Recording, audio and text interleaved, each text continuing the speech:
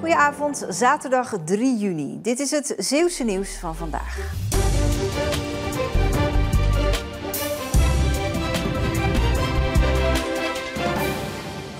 Op de Nieuwe Dijk in Vlissingen werden vandaag voor het eerst mensen herdacht die in Zeeland werden gedood omdat ze heks zouden zijn. De heksenvervolging speelde zich vooral af tussen de 15e en de 18e eeuw. Vandaag waren zo'n 30 mensen aanwezig om bij de overledenen stil te staan. Ik vond het heel erg mooi. Ook toen we het stukje voor aan het dragen waren. Ja, dat was eigenlijk gewoon... Er was zoveel een gevoel van eenheid en dat iedereen dat dan herdenkt na zo'n lange tijd, dat is echt heel mooi. We leggen deze bloemen om alle onschuldige vrouwen, kinderen en mannen die op deze of op een andere plek in Zeeland door een heksenproces de dood hebben gevonden of schade hebben opgelopen te gedenken en te eren. Wat voor mensen waren dit die jullie nu herdenken?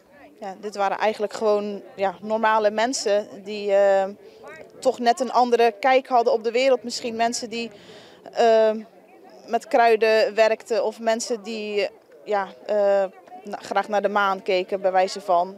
Wat eigenlijk gewoon heel normaal is, maar wat dan door de mensen toen als verdacht werd gezien. Marijke Pieters Bakkersdochter, 1450. Catalina Ombaert, 1541. Hoe belangrijk is het voor jullie dat dit herdacht wordt? Het is natuurlijk ook een beetje een historisch eergevoel. Hè? Want eigenlijk door de dingen die je oplost in het verleden en die je herdenkt en waar aandacht voor is, dan gaat het niet door in je kinderen en in de toekomst wat er nog is. Goedemiddag. Voor de bediening van de sluizen en bruggen in heel Zeeland en verkeersleiders op de vaartuigen is Rijkswaterstaat op zoek naar 45 mensen. We zoeken mensen eigenlijk voor heel veel locaties in Zeeland. Denk aan Terneuzen, hier in Aalsweert, Bruinisse, Topshuis. Maar we zoeken ook verkeersleiders voor Wemeldingen, mobiel verkeersleiders op de vaartuigen vanuit Wemeldingen en Bruinisse. De belangstelling voor de open dag op 8 juni is al groot en iedereen is welkom om te solliciteren. Het is nou niet zo dat mensen gelijk heel veel nautische kennis moeten hebben. Het liefst wel natuurlijk, het is wel een pre, maar het is geen vereiste. We zoeken gewoon mensen mbo-niveau die heel graag een sluis of een brug willen bedienen. Nieuwe mensen krijgen een uitgebreide opleiding. Het is geen makkelijke baan, maar het is wel een hele mooie baan. Want je bent echt betrokken bij de doorstroom van de scheepvaart en je doet echt goed werk wat dat betreft. Aan de werkplek zal het niet liggen, denkt Peter. Ik denk dat er heel veel mensen een mindere werkplek hebben als dit. Met een schitterend uitzicht op de omgeving. Je ziet de scheepvaart, je ziet de toeristen, de natuur, de getijden. Het is elke dag anders. Het is een fantastische baan. Maar wel met veel verantwoordelijkheid. Maar wel met veel verantwoordelijkheid, inderdaad. Aanmelden voor de open dag op 8 juni kan nog steeds. Het jaarlijkse festival Vestrock in Hulst is gisteren van start gegaan. Het tweedaagse muziekfestival op de Buitenvest zit ramvol met optredens op meerdere podia. En ook dit jaar is het festival weer gegroeid. Zowel natuurlijk in bezoekersaantallen doen we elke keer een beetje meer.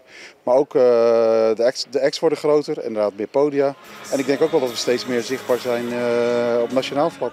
En dat is vandaag te zien. Niet alleen aan het grote aantal bezoekers, maar ook aan de acts. Vanavond treedt namelijk de Britse dance act The Prodigy op. Iets waar de organisatie veel voor uit de kast heeft moeten trekken. Nee, we hebben gewoon gebruik gemaakt van het podium wat er altijd is. We hebben wel moeten gaan kijken naar de hoogte en vooral naar het gewicht wat in het dak kan hangen. Want er staat echt wel enorm veel spul op het podium dit keer. En er hangt heel veel aan het dak, dus dat was best spannend. Maar naast de spanning is er vandaag vooral tijd voor heel veel plezier maken. Ja, het is gezellig en allemaal bekende mensen om je heen. Het is het mooiste festival van de heel Zeeuws-Vlaanderen, vind ik zelf. Daar zijn heel veel mooie festivals. Maar Vestrock is kleinschalig, leuk, een soort dorpsfeest. En dat maakt het gewoon prachtig. Mooie muziek, leuke mensen, lekker biertje. SVOD 22 in de strijd tegen degradatie uit de eerste klasse. De tegenstander vandaag is Voorholte en het komt hier op voorsprong door een doelpunt van Jimmy Voorn. Er zijn dan 14 minuten gespeeld in Oostkapelle. SVOD 22 speelt een klasse hoger dan de bezoekers uit Voorhouten en zou dan ook favoriet moeten zijn voor de overwinning vandaag. Dit is een minuut na de openingstreffer. Salim Achoui. Een schitterende goal van de rechtsbuiten van SVOD 22. Hij brengt de stand weer gelijk. Dan de tweede helft. Met hier een kans voor Sam Lemmers. Zijn poging gaat net over. Dan nog 1 keer hier Bas van der Wel namens SVOD. Bas van der Wel. Het overgetikt door doelman Meeuwissen van Voorholte. En dan gaan we verlengen. De winnaar van deze wedstrijd gaat door naar de volgende ronde. De verliezer is uitgeschakeld. En hier komen de bezoekers op voorsprong. Het is Standspies die de 1-2 binnenschiet. SVOD komt niet meer verder en degradeert na 1 jaar uit de eerste klasse. En is volgend jaar weer tweede klasse.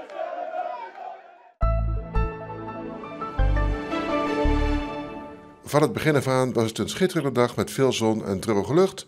Er was nauwelijks bewolking te zien en de temperatuur steeg snel tot een graad of 20. Alleen bij de waterkant bleef dat iets achter in de noordoostenwind. Verder werd het op een aantal plaatsen zo'n 23 graden. De wind was maar een fractie minder dan gisteren, maar nog wel windkracht 3 tot 4 in de middag. En aan zee soms windkracht 5. Morgen krijgen we een vergelijkbare dag. Vannacht is het nog steeds helder. De wind neemt wat af. Minimumtemperaturen van 11 tot 13 graden. En morgen krijgen we weer windkracht 3 tot 4 in de middag. En dan zij even windkracht 5 uit noordoost tot noord. Het is weer overwegend zonnig, met misschien een beetje hoge bewolking en wellicht een paar stapelwolken en dezelfde temperatuur als vandaag. Na het weekend komt er een klein beetje koelte uit het noorden, met maxima in het algemeen tussen de 17 en 21 graden. Met nog mooie zonnige perioden, maar ook een paar bewolkte momenten. En het blijft in ieder geval tot ver in de volgende week nog droog.